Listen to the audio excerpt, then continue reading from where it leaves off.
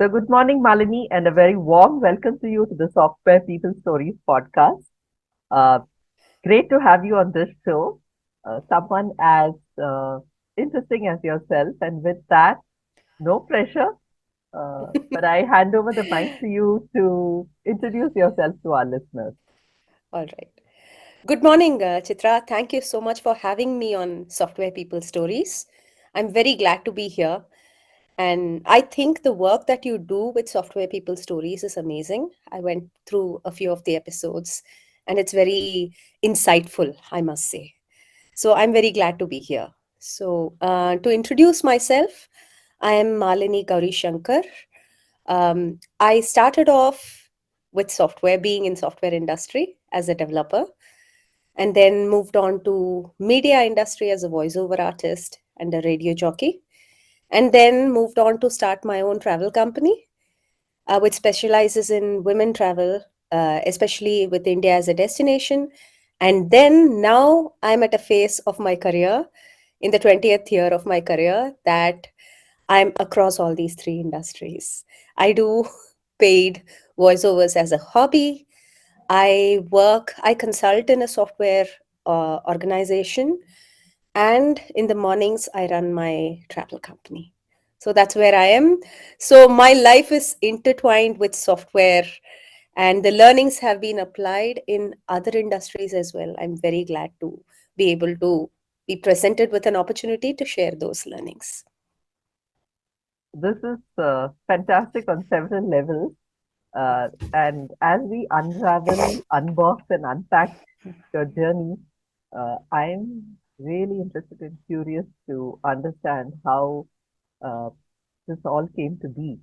So, did you always know that you were going to sort of do engineering and become a software engineer first? Absolutely not. Having said that, being the nerdy first bencher student, I knew I wanted to go somewhere all the nerds go. So the top choice in my generation, and I think it continues to be, was IT industry. And the easiest foot in the door to IT was engineering. So, and also, a a decently well-paying start to your career is also in IT. That came to be in my generation, probably a generation before me, but yeah, approximately I'm talking about mid 2000s. And actually, it's very interesting how I chose software. I did get into engineering. I came out with good grades. I did have my first software offer from Polaris Software in Chennai. At the same time, the media side of me, I've always been continuously in the media limelight in terms of participating in reality shows for music and performing in All India Radio with my poetry and Carnatic music in the All India Radio Chennai and various Tamil TV channels as well. So there was that side that was very interested in going through that career. So I applied, I did a screen test with Doordarshan Chennai, interestingly, at the same time. So when I came out of engineering, I had two offers in hand. One to start off as an anchor in Doordarshan Chennai, and the other one was a developer at Polaris Software Labs. It's no surprise which one I chose. I chose to be a developer at Polaris because Okay. I studied engineering. I must be doing that, and the salary is good. Uh, Yeah, that's okay. how I got to be in software industry, and I must say I enjoy it till date. Whatever I do in the software industry, I definitely enjoy it. It's very nice to know. So let's look at take a slight deviation onto that path first. With respect to your software engineering experience, what have been some of the moments that have stood out to you in terms of, let's say, key learning moments uh, that you could share with us? Sure. Um, as I said, in my first job, the initial few months, I was in support. Suddenly, there is this student, you put her into supporting one of the biggest banks in the world. I mean, supporting in terms of um, resolving backend issues, the software issues of it, not frontline support. Um, so that was overwhelming to begin with, but I think it gave me the learning of how important it is to develop good software for a business. And a lot of people, I know quite a few people who are passionate about software, and they love coding or they love solving problems. But the biggest perspective that I learned right from the beginning is software is made for companies, for business. They serve a business purpose, and they add value to a particular business. And it's imperative that we deliver good, high quality software for our customers so that they realize the business value of it. It's not just a mere transaction. That is something that I learned right in the beginning, and I keep it as my fundamental learning and work ethic when I'm in the software industry. Actually, not just software, any service for that matter. I've been in the software service industry, not in the product side. So, any service that we deliver, we need to keep the business purpose and the value in mind always. That has been the most important learning for me. That's uh, very good to know and nice to hear it all the time. And these are, I think, a set of, uh, I would almost call them principles that I think anybody in the software industry needs to keep in mind, whether you're a developer or any part of the entire software creation and delivery process, isn't it? Yes, yes. One thing that I noticed when I just entered the industry, especially being a part of a huge company, it was not just Polaris. I was a part of a few other companies, huge MNCs as well. One thing that I noticed was the disconnect between those who are developing software on the ground versus those who are getting the requirements. Now, design, user journey, all these things have come to be in a big way. Even then, in a lot of huge organizations, they get lost in the hierarchy. That is something that I think we need to constantly keep bridging. Now, we as leaders in the industry, we need to keep constantly bridging that, so that every single person is not just delivering their piece of work. Even the junior most person in the team is not just developing and producing work, but they take pride in what they deliver, because this is the business value that was realized. Probably the boost to the bottom line, or the top line, or it has made clients life so much easier. One thing that I see that does not happen is the feedback loop of what is the happy moment for the customer through this delivery. That does not happen even now in very big organizations. In smaller organizations, that visibility is there, but in big organizations, somewhere it gets lost down the hierarchy. That is something that I'm very I look forward to changing. I mean, to not personally me, but in general, I would like to see this change come about in most of the organizations.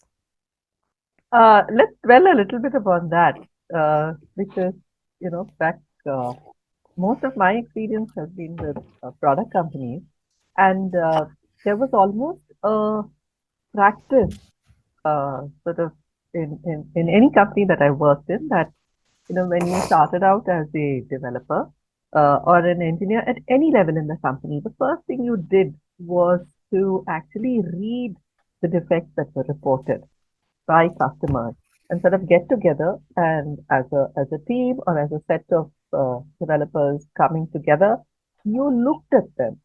You try to understand the language of the customer, right? And I bring in language purposefully because when you are developing something, the language that you use is very different.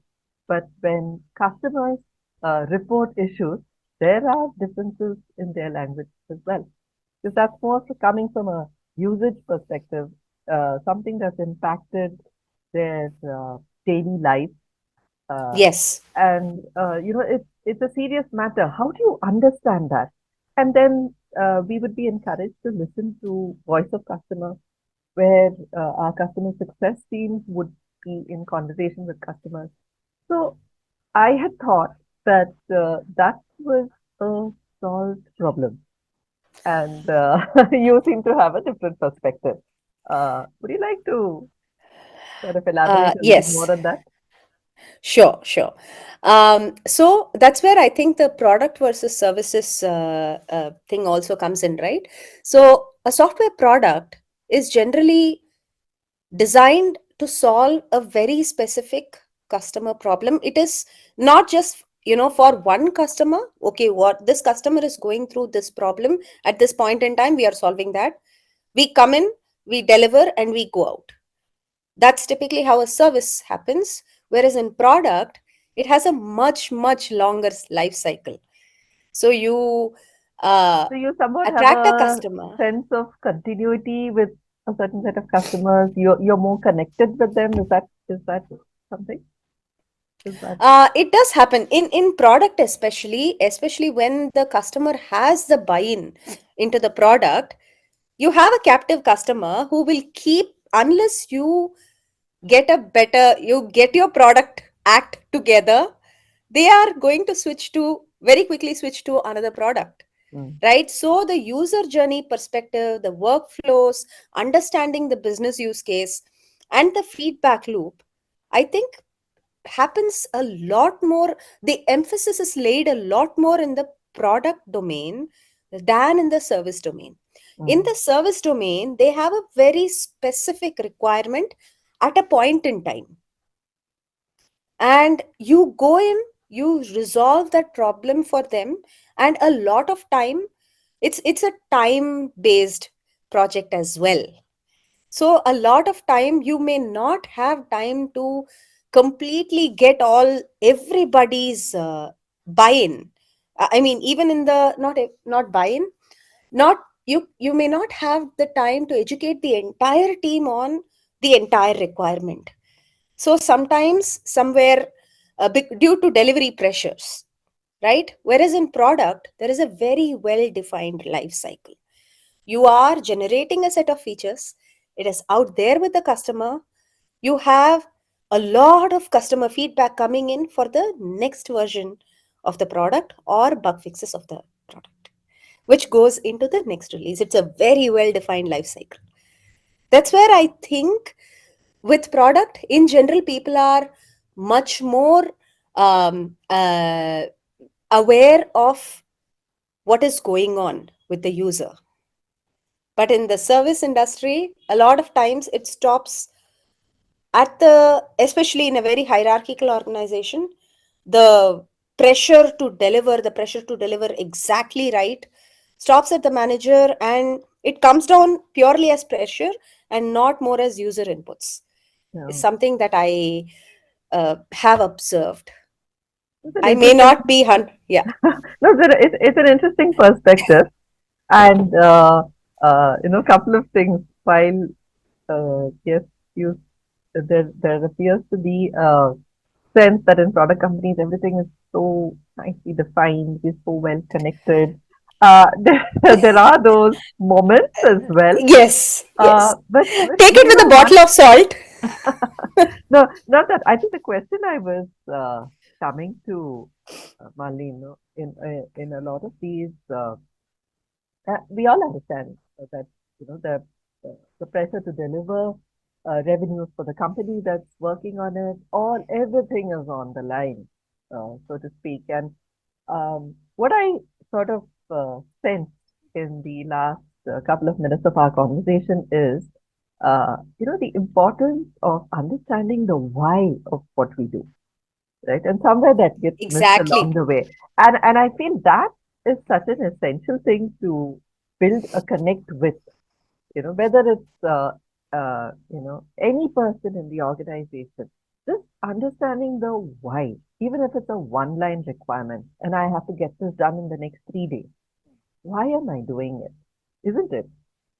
Yes, absolutely. There are two aspects to that why. One, to understand, if I represent a particular software organization, why are we working with this customer? Does it align with our values? As this company, as a part of this company, being am I representing my company correctly? That is the first why. The second why is the client wanting to solve this particular problem? What does it mean to my client? And how can I deliver my best there? There are both of these aspects. And I think it comes out really well in smaller organizations. I've been a part of bigger MNCs and small organizations in the service sector. The current one that I consult with, it's called Sahaj. So there I see this is a small service company, software services company, where we work in smaller teams. We work with specific clients, and the company also has a very strong, ethics, code of ethics, and the way we operate, and all of that. Here, I see a very different world.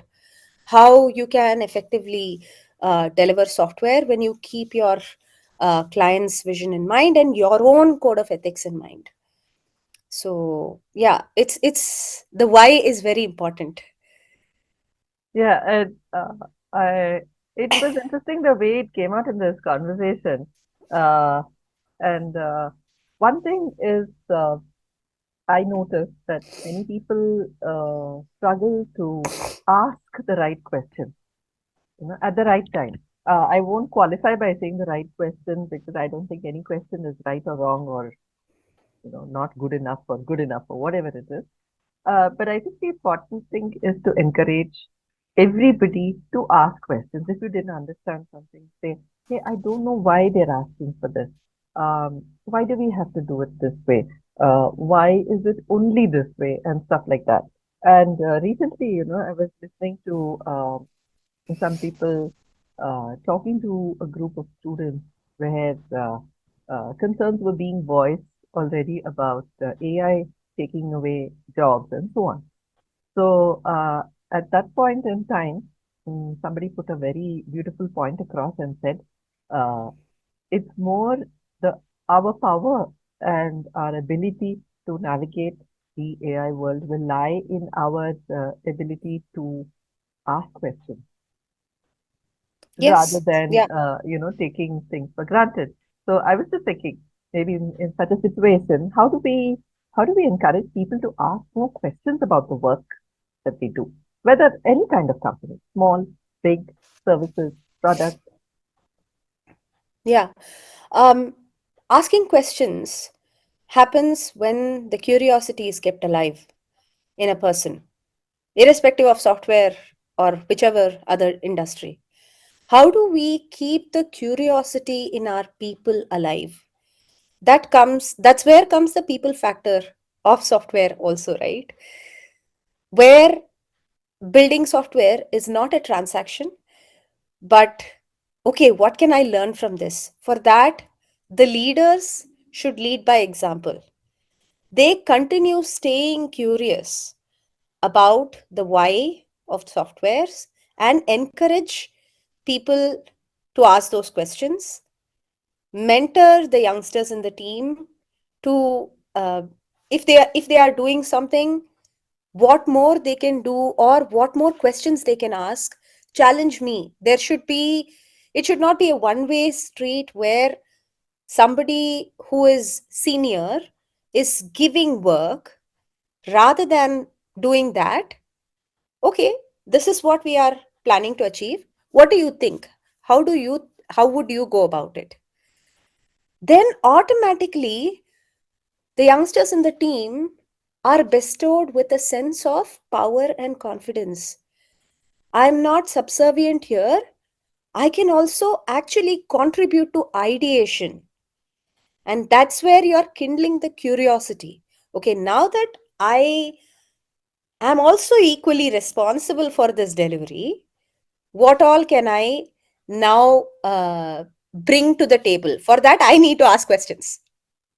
Basically, Uh, empowering every single person in the team is where it lies, I think. Otherwise, the curiosity dies after a point when you are constantly given work and not asked to pick up work. Uh, Beautifully put, Malini. I love the way the last couple of minutes just happened in terms of looking at the space. We started out with not the disconnect between what customers really want versus how people who are responsible for developing it uh, don't really see it, and see where we've landed up with actually empowering people. Beautiful. Yeah. Just like the way this whole conversation happened. Uh, I wanted to add something at this point. This is something that I very strongly feel Mm, about software because I was one of those people who quit software industry a decade ago. mm. I quit as a developer and I came back more as a project. My role is the current company is called Enabler. I work part time in this company. I enable people and processes and client relationships. That's my current role in this company. And uh, I am generally told that, oh, people burn out and get out of software, they don't come back. It has a very bad reputation which needs to be taken away. Because I've also been on the other side, right? So hence I want to bring this up. In good organizations, in non exploitative organizations, definitely there is still this possibility of keeping the curiosity alive and ensuring that software industry is a very impactful industry. It Whatever we see, the systems around and the products around that we see, the entire internet is powered by wonderful software.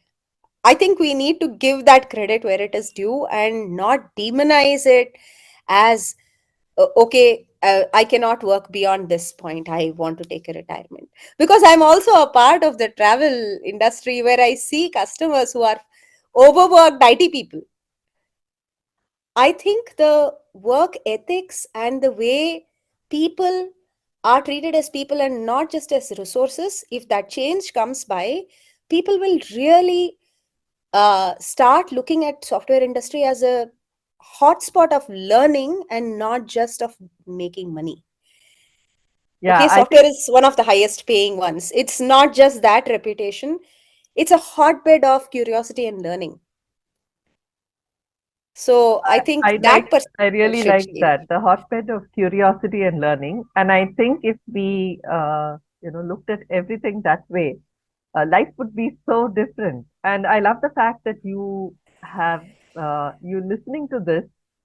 So it goes back to part of what we do in user research is what are people Mhm. thinking, feeling, listening to, and doing, right? And I really hope that our listeners take to heart what you say with respect to being curious, learning, and also for organizations and leaders. There's a very powerful message that you have, put forth, saying that how do we create those environments for people to be able to freely express themselves, probably unlock their latent curiosity. All of us are curious. We're human beings, and make such a difference. Nicely Yeah, said, Malini. absolutely. Yeah, absolutely. And this perspective also comes from the point that in the current organization that I consult with, which is Sahaj, it was born out of the need to reduce exploitation in IT. So I see how empowering people can work. I'm seeing that in reality, and I feel empowered and happy to work with this brand. That's exactly why I think this is absolutely doable. It's not just a Fantastic, pipe dream. fantastic. I think this is a good message to go out even for people who are looking to start companies. It's a very powerful message that I see even for founders, entrepreneurs in this particular space, for that matter, in any space. I think if I mean, personally, for me, I always think that a size of a company shouldn't matter, or the should not only be driven with revenue and things like that, which have been traditionally the hallmarks of a company's success. But how is it that you can nurture uh, smaller, multiple small units or environments like this that really, it's sort of a mutual nurturing, if I may say so, Yeah, yeah, between the yeah, employees and the employers as well, right? With the yeah. common goal of keeping the customer in mind first. Exactly. And also empowering language helps, Mm. where empowering language and processes both help. For example, not calling referring to people as people Yeah. and not resources. Thank you for bringing Yes, that up. In fact, I had wanted to say that and forgot. I really appreciate and admire that. Resources is such a machine-like word. Uh, yeah. I think that's Ultimately very we have to important. bill. Yeah. Ultimately we have to bill, but Yes. the you can bill with people's time, not resources. So that empowering language would help, and also connecting the team with the customer early, right from the as early as possible in the process, will also help. You know, the need to fulfill the requirement to fulfill a customer's need does not lie only in the leadership in that team, but the entire we are responsible. Okay, I as a manager is responsible for handling the client, and I bring back this work to you. Rather than that, any place where we take remove the I and put a we there, the team suddenly feels included.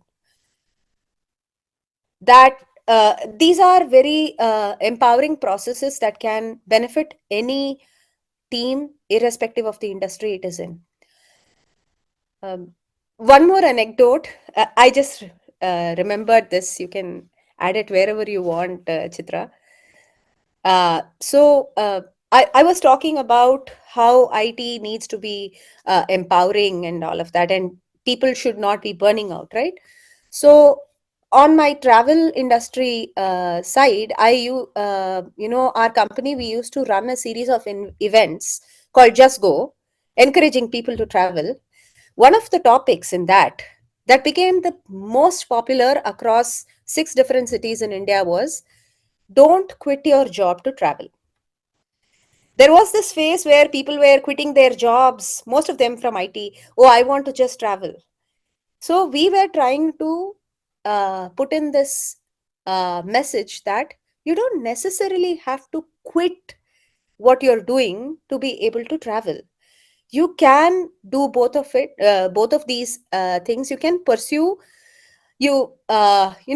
Primarily the message was you keep your passions along with your work, and that's when you'll be able to sustain. Even in IT, when you are focusing on your well-being, you'll do much more, you'll do better at your work. That was the message. And I think that message is extremely important, especially in the software industry, because you can get carried away by delivery pressures and the various factors that exist. So it's extremely important as an individual to bring the best to your work, and to be able to do that, you need to take care of your personal side of your life as well. Thank you for bringing that to light. This conversation is becoming more and more enjoyable. I must say that a lot of what you have said are personally shared values for me. And I really hope that we could nurture these in the places where we are working. Uh, I have also personally tried to bring about a lot of that wherever I've worked because it's important, right? We even as human beings personally, we need to sustain. It's about sustainability, being well, being energetic, and also having the having that enthusiasm, curiosity Yeah. to bring your best to wherever you are. And it needs a mix of both. You can't just keep, 14, 15 hours a day just uh, trying to, bring something out without having all these aspects incorporated. So definitely appreciate that point. And so now with all of these experiences, uh, When was the first time an aha moment or a pin drop moment for you when you veered into the creative space with respect to content, media, writing? How did all that happen the first time you sort of moved from software to doing these things?